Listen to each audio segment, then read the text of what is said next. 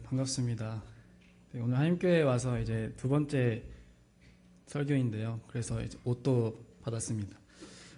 잘 어울리죠? 네. 어, 우리가 설교를 말씀을 나누면서 한 가지 생각을 해보면 좋을 것 같은데요.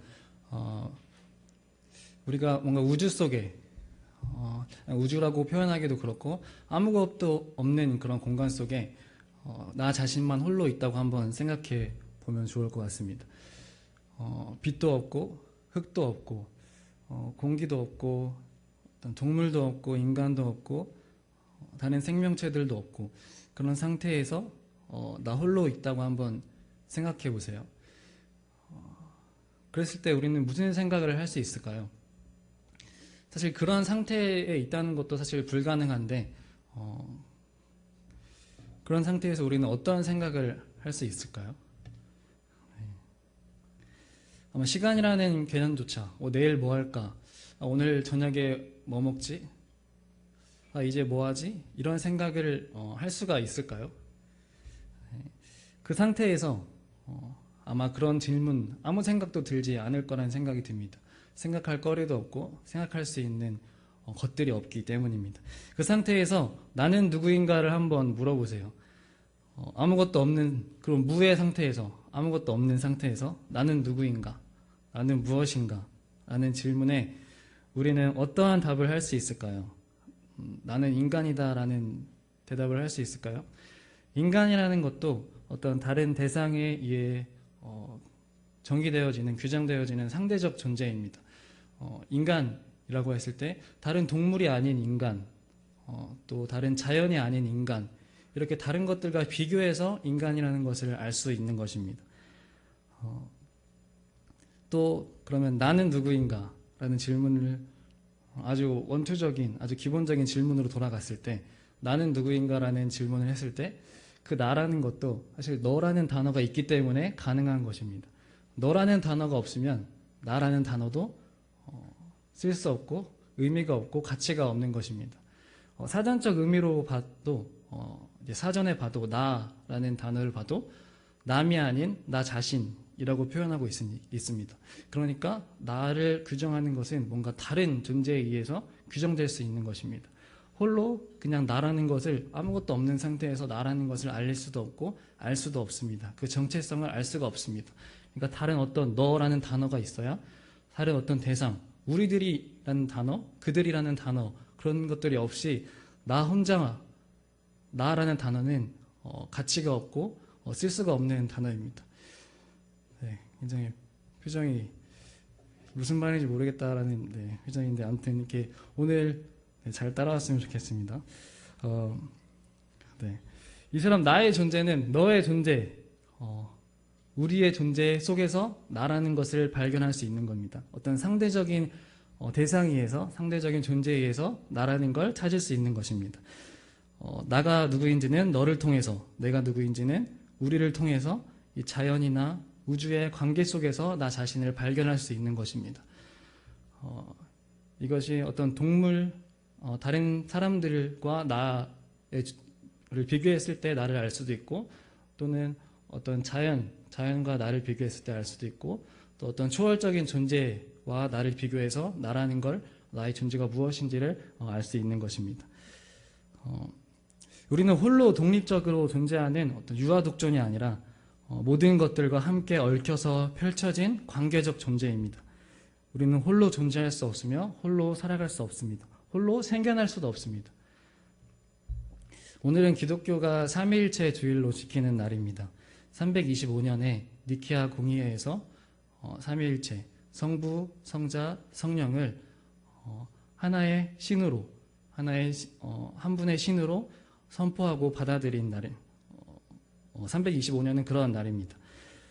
오늘은 그 날을 기념하는 날인데요.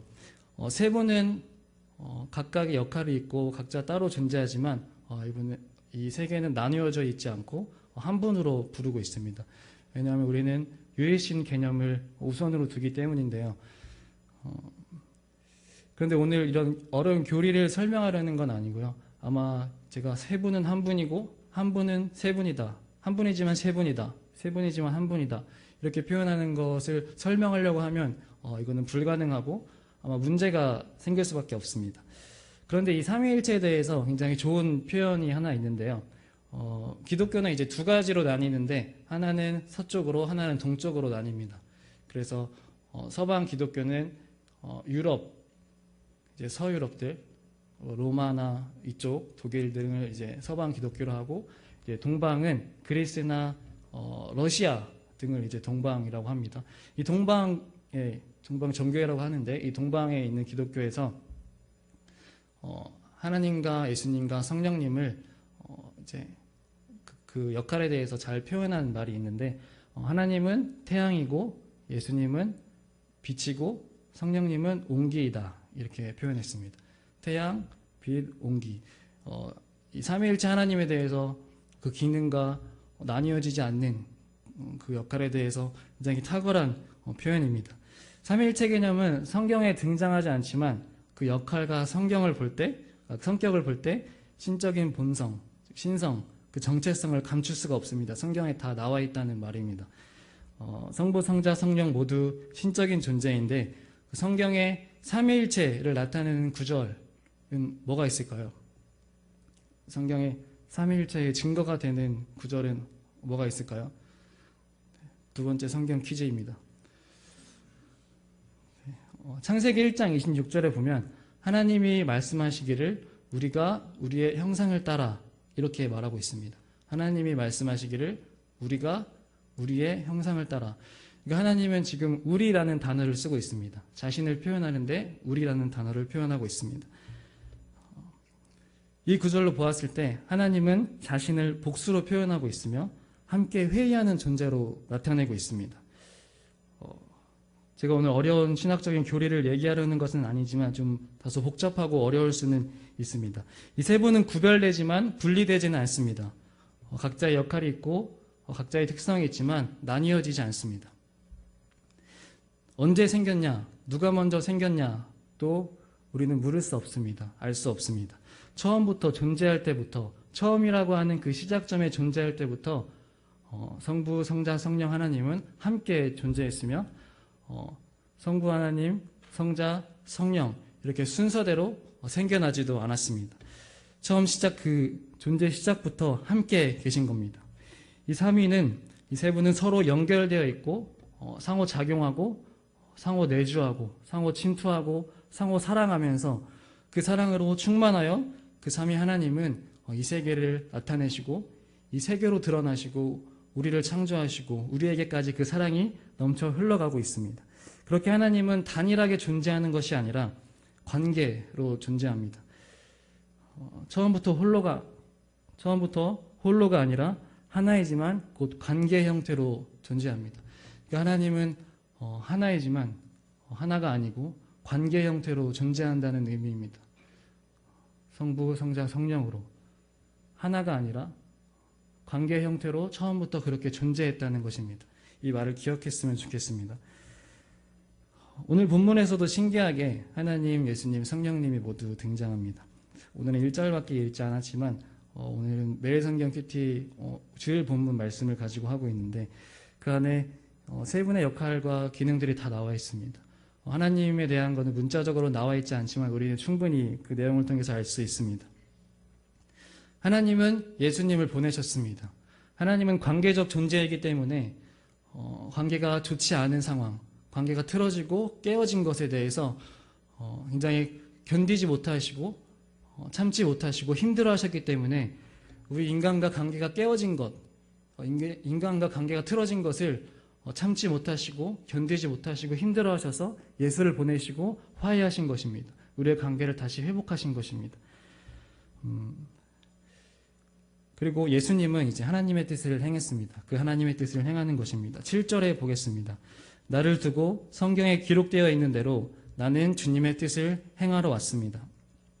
여기서 나는 예수님 자신을 가리킵니다. 나인 예수님은 하나님의 뜻을 행하러 왔습니다. 하나님과 예수님과 성령님의 역할은 성서에서 다양하게 등장합니다. 모두가 같은 일을 할 때도 있고 따로따로 자신의 일을 할 때도 있습니다. 세 분의 각각의 기능에 대해서 가장 간결하게 이야기하면서 이야기하면 성부 하나님은 구원을 계획하시고, 하나님은 구원을 계획하시고 예수님은 그 구원을 성취하셨고, 그리고 성령님은 그 성취하신 그 예수님께서 성취하신 것을 이루어 가신다, 이렇게 보면 됩니다. 하나님은 계획하셨고, 하나님은 구원을 계획하셨고, 예수님은 그 구원을 성취하셨고, 십자가에서 죽으시고 부활하심으로 성취하셨고, 성령님은 그 구원을 우리 가운데 이루어 가시는 것입니다.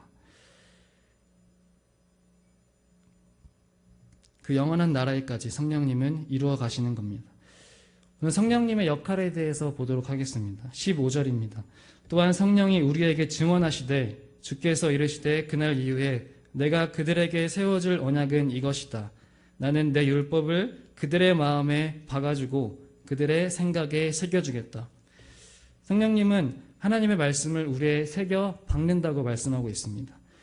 성령의 역할 중에 중요한 것이 깨닫게 하시고 말하게 하신다는 것인데, 오늘 말씀에서도 말합니다. 우리에게 하나님의 말씀을 깨닫게 하시고 생각나게 하셔서 우리를 인도하십니다.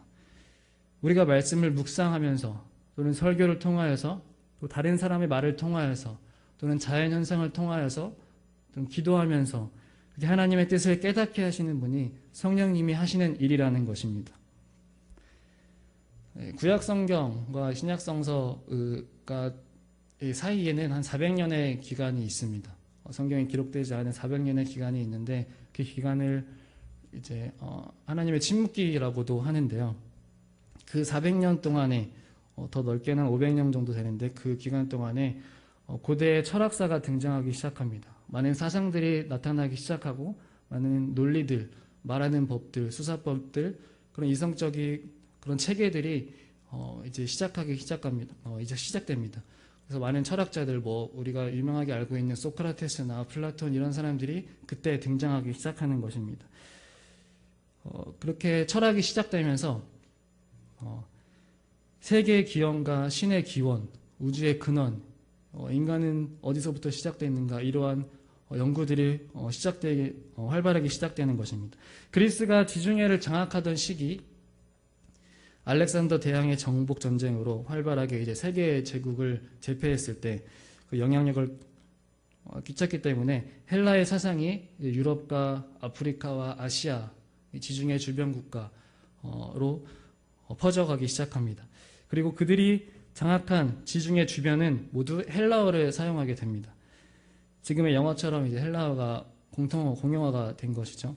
그로 인해 헬라 제국의 이론들과 헬라 제국의 말들, 그런 논리들, 그런 철학들이 군사력과 함께 유럽을 꽉 잡게 됩니다. 그래서 서양 문명의 두 줄기는 성경과 철학, 예루살렘과 아테네, 그러니까 성서와 철학, 예루살렘과 아테네, 유럽 문명의 두 줄기는 유럽을 받치고 있는 두 기둥과 줄기는 성서와 철학, 예루살렘과 이스라엘입니다. 구약 성서는 헬라 사상의 영향을 받지 않았지만 신약 성경은 헬라와 굉장히 이제 밀접한 연관이 맺어져 있습니다. 이것은 철학이 성경에 스며들어 있다, 물들었다는 것이 아니라 하나님께서 철학을 사용했다, 헬라의 사상들, 헬라의 말들, 헬라의 논리들을 사용했다라고 봐야겠습니다. 그래서 중세 신학자들은 철학을 신학의 신여라고 표현했습니다. 바울도 고등교육을 받았기 때문에 그리스의 철학을 배웠습니다. 그의 논리 구조나 서사법은 헬라 철학의 양식을 띠고 있습니다. 히브리서도 마찬가지입니다. 히브리서의 저자는 사실 알려져 있지 않지만 유대 사상가인 그 필로를 히브리서의 저자로 보는 견해가 있습니다. 저도 굉장히 일리가 있다고 생각하는데, 히브리서에 등장한 헬라적 사고관과 형식들이 헬라적 방식을 사용하고 있음을 알 수 있습니다.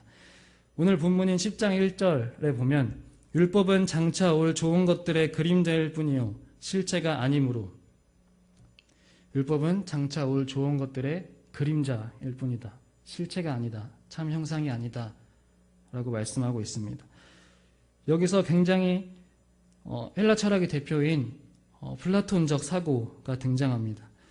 플라톤의 그런 사상은 이제 유럽의 모든 이론들과 그런 학문들을 시작한 그런 인물이라고 할 수 있는데요. 용어들도 굉장히 히브리서에 나타나는 용어들도 굉장히 철학적입니다. 실체라는 단어를 보면 알 수 있고 알 수 있습니다. 히브리서 저자는 특히 그림자라는 단어를 많이 사용했는데요. 우리가 히브리서를 묵상하다 보면 그림자라는 단어를 많이 볼 수 있습니다. 이 그림자라는 단어가 왜 중요하냐면 플라톤의 국가 책에 보면은 동굴의 비유가 나옵니다. 그 동굴의 비유에서는 어떤 사람들이 갇혀져 있는데 동굴 안에 갇혀 있습니다. 나갈 수도 없고 밖을 볼 수도 없는데 그래서 동굴의 벽만 보고 있습니다. 밖에서 비춰지는 빛에 의해 사람들이 지나가는 것에 빛이 그려져서 동굴 벽면에 그 형체만 희미하게 보입니다. 사람들이 지나가거나 어떤 동물이 지나가거나 어떤 형체들이 지나가거나 그런 것들이 지나갈 때 실제로 동굴 밖에 있는 걸 보는 것이 아니라 동굴 안에 벽에 그려진 그림자를 보게 됩니다. 처음에 그 동굴 안에 갇혀있던 사람들은 그것을 진짜라고 생각하지 않지만 점점 그 안에 갇혀져 있으면서 계속 그것을 보면서 진짜로 여기게 됩니다. 그것이 진짜인 양 착각하게 됩니다. 그것이 진리인 양, 자기가 보는 것이 실제 형상인 양 착각하게 되는 것입니다. 그 비유가 플라톤이 들고 있는 어리석은 사람들의 동굴 비유입니다. 플라톤의 사상은 이원론적입니다. 세계를 둘로 나누는 것이죠. 이분법적입니다. 어려운 말로 형상계와 현상계라고 할 수 있습니다. 이제 형상계는 이데아, 저 하늘에 있는 완벽한 세계, 신의 세계를 말합니다. 이 형상계는 신이 만든 신이 있는 완벽한 세계를 말하는데 마치 우리가 믿는 사람들이 생각하는 하늘나라, 하나님 나라를 떠올리게 합니다. 반대로 현상계는 눈에 보이는 세계입니다. 이 땅의 세계를 말합니다. 원래 우리는 형상계, 저 하늘, 완벽한 이데아의 세계, 신의 세계, 원래 우리는 거기에 살고 있었는데 플라톤은 이렇게 말합니다. 원래 우리는 완벽한 세계의 인간이 살고 있었는데 그 진리의 세계, 아름다움의 원형이라고 할 수 있는 아름다움의 원형이 있는 곳, 진리의 원형이 있는 곳에 있다고 우리 있었는데 지금 현상계의 망각의 강이라는 곳을 건너서 우리는 망각하고 실제 아름다운 실제의 진리를 잊고 지금 이 세계에서 보이는 세계, 물질의 세계에서 살고 있다라고 말합니다. 나중에는 다시 그곳으로 돌아가야 한다고 말하고 그곳에서 다시 돌아갈 것이라고 말합니다. 그러나 현상계, 이 땅에서의 모습은 불완전하며 그 완벽한 세계로부터 변형되고 왜곡된 모습으로 형성되어 가고 있다고 말합니다. 그래서 이 땅에서 살아가는 존재들은 저 완벽한 세계로 가야 하며 그 모습을 회복해야 장차 그곳으로 본래의 완벽한 모습으로 돌아갈 것이라고 말합니다. 그러면서 우리가 살아가고 보고 있는 것은 원래 것이 아닌 비춰진 그림자일 뿐이라고 말합니다. 그림자를 보고 살면서 그 그림자가 진짜인 듯 착각하면서 살아가는 것입니다. 그림자는 진짜가 아닙니다. 그것으로 완벽한 원형을 알 수 없습니다. 희미하게 보일 뿐이며 본형을 찾아야 합니다. 율법은 장차 올 좋은 것들의 그림자입니다. 실체가 아닙니다. 매주 해마다 드리는 형식적인 예배로서는 하나님께 나오는 사람들을 완전하게 할 수 없습니다. 형식적인 나의 의식이 아니라 예수를 죽인 것처럼, 예수 자신이 십자가에서 죽은 것처럼 나 자신을 죽이는 고백과 행위가 있어야 합니다. 그것이 없으면 우리의 의식과 행동들은 그림자를 보며 진짜인 양 착각하는 동굴 속의 어리석은 사람들과 다를 바가 없는 것입니다. 저 완벽한 세계인 형상계와 불완전한 세계인 현상계를 잇는 한 분이 계십니다. 그 완벽한 이데아의 세계와 불완전한 이 땅에서의 삶을 잇는 그것을 연결해주는 분이 계십니다. 그분은 바로 예수입니다. 하나님은 형상계에서 현상계로 자신을 드러내시는 분입니다. 이것을 계시라고 하는데요. 하나님은 자신을 드러내시는 분입니다. 자신을 표현하시는 분입니다. 자신을 보이시고자, 자신을 드러내시고자 세계를 창조하셨으며 그 세계를 통하여 자신을 드러냅니다. 그러나 이 세계는 불완전해져가고 본형을 잊어가며 하나님을 알만한 능력을 잃은 채 그림자를 보며 그것이 진짜인 양 거짓을 진짜로 여기며 살아왔습니다. 우리의 삶에서 그림자와 같은 것들, 우리 삶을 왜곡시키고 미혹시키는 것들, 우리를 참 형상 대신 삼위의 하나님께로 이끌지 못하는 것들은 무엇이 있습니까? 우리를 동굴 속 우둔한 존재들처럼 만드는 것은 무엇입니까? 그것은 율법입니다. 율법은 무엇입니까? 우리를 끊임없이 죄인으로 만듭니다. 죄에서 벗어나게 해주는 것이 아니라 우리를 완벽하게 죄인으로 만드는 틀입니다. 율법은 하나님의 말씀을 잘 지키기 위한 법도이고 교훈이지만 그 율법을 완벽하게 지킬 수 있는 사람은 없습니다. 성경에 수많은 하나님의 말씀이 있지만 그 하나님의 말씀을 완벽하게 지킬 수 있는 사람은 없습니다. 그 인간은 그 율법을 완벽하게 지키지 못합니다. 그렇기 때문에 율법은 인간에게 죄책감을 심어줄 수밖에 없고 연약하다, 나약하다, 정죄할 수밖에 없습니다. 그렇기 때문에 그 율법은 하나님께로 나아갈 수가 없습니다. 하나님께 나아가기 위한 법이었지만 인간은 그 율법을 지킬 수도 없으며 그 율법으로 하나님께 나아갈 수가 없었습니다. 율법의 제사를 통하여 죄를 씻고 하나님께 나아가고자 하지만 그 율법의 제사함은 결국 또 황소를 드려야 하는 형식적인 의식이 될 뿐입니다. 율법의 제사로 해결할 수 있는 것은 윤리적인 죄, 율법의 제사로 해결할 수 있는 것은 사회적인 죄, 어떤 양심적인 죄에 불과하며 그 제사의 진정한 의미는 변질되었습니다. 그러나 예수님이 자신을 제물로 드리심으로 그것을 단번에 깨셨습니다. 율법의 제사, 우리의 회개는 윤리적 죄, 범죄들, 사회적 죄들을 사할 뿐이지만 예수님이 자신을 드리신 십자가의 제사는 우리의 근본적인 죄, 하나님과의 단절된 근본적인 불화를 화해시키고 회복시키고 자녀 삼아주신 것에 있습니다. 우리의 회개가 윤리적인 죄들에 불과한 겉모습의 변화만 이루어서는 안 됩니다. 그것은 또다시 반복해야 할 의식에 불과합니다. 그런데 우리는 여전히 그 율법의 굴레에서 벗어나지 못한 채 그 율법을 지키고자 애씁니다. 형식적인 가르침들만 지키기 위해 애쓴다는 말입니다. 우리가 죄의 굴레에서 벗어나지 못해 허덕이고 있다면 그것은 예수께서 오신 이후에 반하는 행동입니다. 아직도 동굴 속에 갇혀 그림자만 보며 그것이 진리라고 여기는 왜곡된 삶을 살고 있는 것입니다. 우리는 너무 죄가 많아 스스로를 선하게 바라보지 못하고 죄책감을 가지고 살아갑니다. 나에게서 죄인이라는 인식을 거두어내면 교만한 것 같고 겸손하지 않은 태도인 것 같아 그것 또한 죄로 여깁니다. 성경에서도 날마다 인간들을 혼내며 회개의 말씀을 강요하니까 그렇게 생각하는 것이 당연합니다. 우리가 율법이라는 빛의 그림자에서 벗어나기 위해서는 참된 실체인 형상을 바라봐야 합니다. 빛을 바라보고 싶습니다. 빛을 봤을 때 우리의 그림자는 허구였다는 것을 깨닫게 됩니다.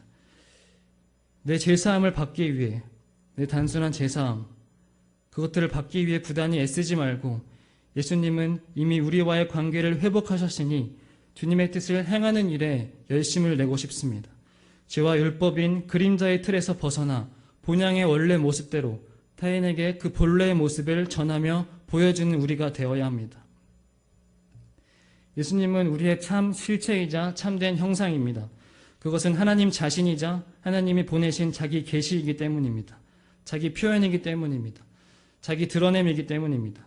그래서 예수님은 자기를 보내신 하나님의 뜻을 행함으로 자신의 임무를 완수하셨습니다. 그것이 예수님의 사역입니다. 그리고 성령님은 예수님께서 하신 일을 우리 마음에 새겨 박으심으로 본인의 일을 이루어 가십니다. 우리가 하나님이 계시하신 대로 하나님은 우리를 계시하셨습니다. 우리는 하나님의 계시입니다. 우리의 모습으로 하나님의 모습이 드러날 것입니다. 기억하십시오. 우리는 하나님의 형상이자 하나님께서 자신을 드러내시기 위해 보내신 하나님의 계시입니다. 하나님의 자기 표현입니다. 하나님의 자기 드러냄입니다. 성령님은 그런 우리에게 주님의 말씀을 새겨 박아 그렇게 살아가도록 하십니다.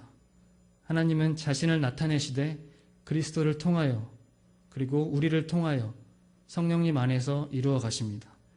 죄에서 벗어나 본래의 모습을 회복하고 하나님의 계시로서 우리 자신을 드러내어 타인에게 정죄가 아니라 죄의식이 아니라 아름다움의 원형 하나님의 형상으로 다가가는 우리가 되길 주님의 이름으로 소망합니다.